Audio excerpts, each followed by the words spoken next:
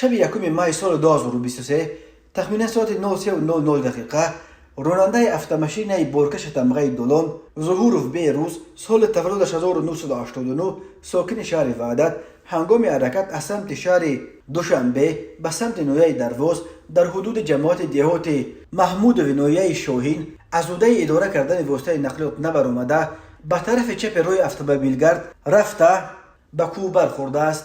дар натиҷа мусофири дохили автомашинаи боркаши тамғаи Долон Қурбонов Бахтиёр соли таваллудаш 1983 сокини ноҳияи Рӯдакӣ дар ҷои ҳодиса ба ҳалокат расида ва мусофири дигари автомашинаи мазкур Ҳамидов Илҳом соли таваллудаш 1980 сокини ноҳияи Рӯдакӣ ҷароҳатҳои гуногуни ҷисмонӣ бардошта дар беморхона бистарӣ гардидааст. аз рӯи ин ҳодиса таҳқиқот идома дорад.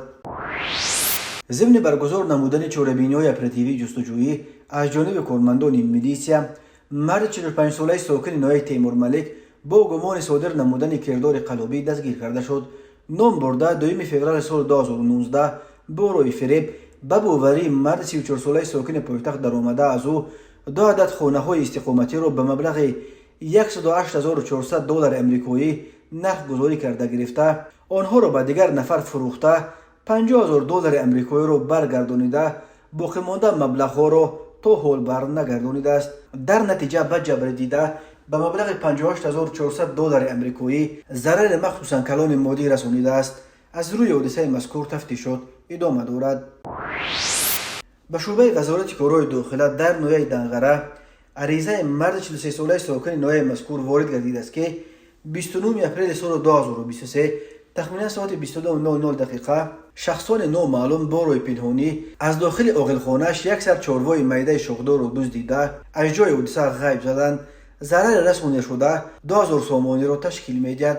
هنگام گذراندن چاره‌بینی‌های اپراتیوی جستجویی از جانب کارمندان میلیسیا معاین کرده شد که جنایت مذکور را مرد 44 ساله ساکن همین ناحیه که پیش با ماده 244 کودکس جنایتی جمهوری تاجیکستان سود شده است صادر نموده است. اینچنین به شعبه وزارت کارهای داخله در شهر باختر با عریضه زن 55 ساله ساکن شهر مذکور مراجعت نموده است که 18 اپریل سال 2023 تخمینا ساعت 12:03 شخصان نامعلوم با روی پنهانی در بازار فراوان از داخل جزدانش یک عدد تلفن موبیلی را که ارزشش 2500 سامانی را تشکیل می‌دهد دزدیده از جای حادثه غیب زدند.